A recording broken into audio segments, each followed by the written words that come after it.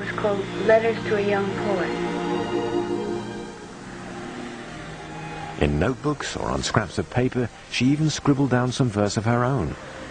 Good night, sleep, and sweet repose.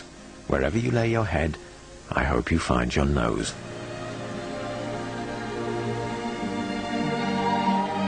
"12th of April, 1955. Ed Murrow, a big star at CBS, invited himself round to the Greens. Would it be fair to say that you got rather tired of playing the same kind of roles all the time and wanted to try something different? Well, Marilyn, now that you're a New Yorker, how do you like this city anyway?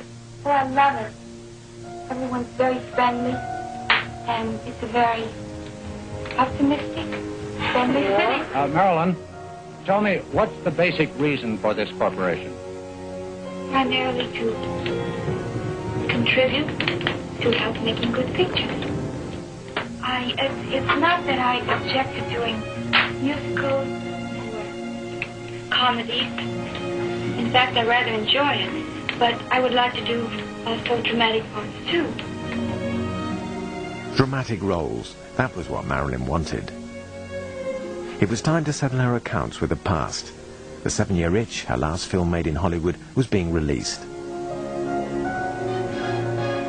A popular Broadway New York theater radiates glamour for the sneak preview of the CinemaScope version of The 7-Year Itch and the birthday of its star. DiMaggio accompanied her to the premiere as if nothing had happened between them over the last 6 months. Who would have guessed, seeing her that night, that at the age of 29, she would soon be undergoing yet another abortion, a 13th perhaps, and that she would never have a child. Love me as one. That's a very interesting point of view. Oh, do you feel the breeze on the subway? Isn't it delicious? And yet she was so keen on having one that every 3 or 4 months she would convince herself that she was pregnant, putting on 14 or 15 pounds in order to convince those around her. She said, "If I have a daughter, she won't be any Norma Jean, and I know how I'll bring her up without lies.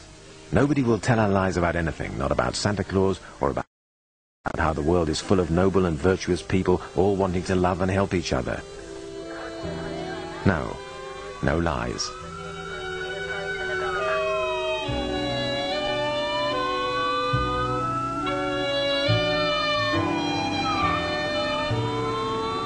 For the moment, Marilyn and Milton's company wasn't making them a penny, and it was Milton who was covering all the expenses. The suite at the San Regis Hotel, beauty products, clothes. Still concerned about her physical appearance, Marilyn was also becoming more and more preoccupied with perfecting her skills as an actress. With incredible modesty, she became a student again, enrolling at the Actors Studio, run by the most famous and most controversial of all American theater professors, Lee Strasberg, who was venerated at the time like the leader of some cult. I go to the Actors Studio on Tuesday and Friday, and on the other days I go to Lee Strasberg's private classes. He changed my life more than any other human being that I've met. Marilyn was soon to start shooting the film of The Prince and the Showgirl with Laurence Olivier. Milton had bought the rights to the play. On the 3rd of February in the New York Plaza, Marilyn met Olivier. Marilyn Monroe Productions had placed the bar high. Olivier was a god of the classical tradition, a formidable tragedian. Paradoxically, he was a staunch opponent of the method style of acting which Strasberg propounded and which henceforth inspired Marilyn.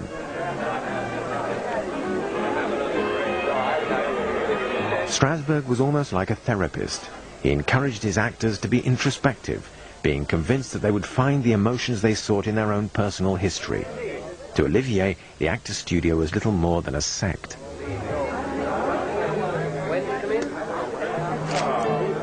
But Marilyn and Milton were not yet worried about possible clashes with Olivier. Time would show that they should have been. On the 15th of February, while enjoying a weekend in the country, Marilyn posed for Milton.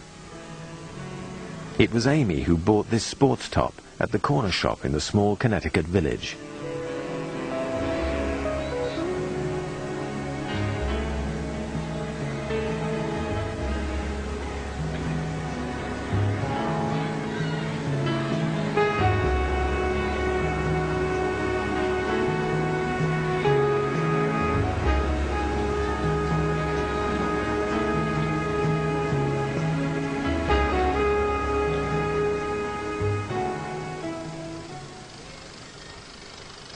The next day, Marilyn went happily back to the studio at 480 Lexington Avenue. Without makeup and in dark glasses, sometimes wearing an old overcoat or wrapped up in a scarf, she now knew how to get around without being recognized. The so-called Black Session, the most disturbing series of photographs ever taken by Milton Greene. Each photo seems to be contradicted by the next. In one, Marilyn is tragic, in the next, she's clowning, inaccessible and seductive by turn. Her poses evoke the pleasures of the flesh, but also the torments of the soul. This isn't my best angle, and of course they got mad at the studio. And they said, but you can't sign those. I said, but it's me, and they'd rather have these than the other side if they're friends.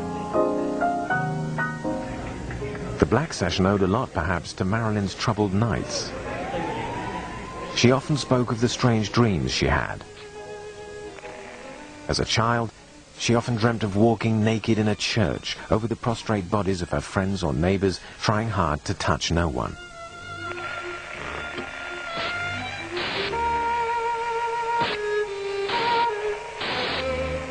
She would hear voices screaming for help. Hands would tear her clothes, and men would fall clutching at her as they did so. Arthur Miller would say, death was with her everywhere, all the time. She was forever dancing on the brink.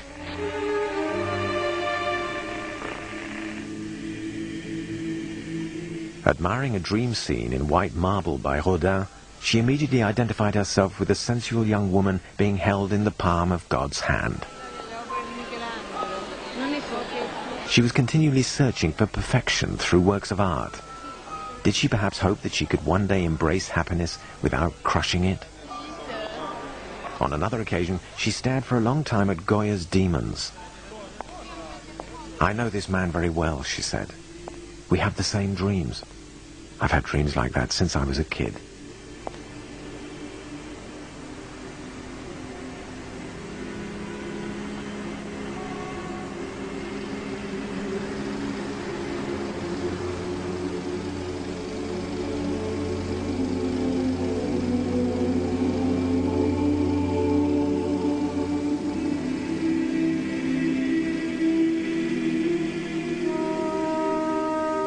As if for a lover's tryst, Marilyn met Milton and spent the whole night in his studio, shooting the second Black Session. Ready? That's good, hold on. Wonderful. Again. Punch more. That's good. And the hair back, Again. That's great, that's good. Come on, more of that. Now give it to me, really give it to me. Come on now. Come on.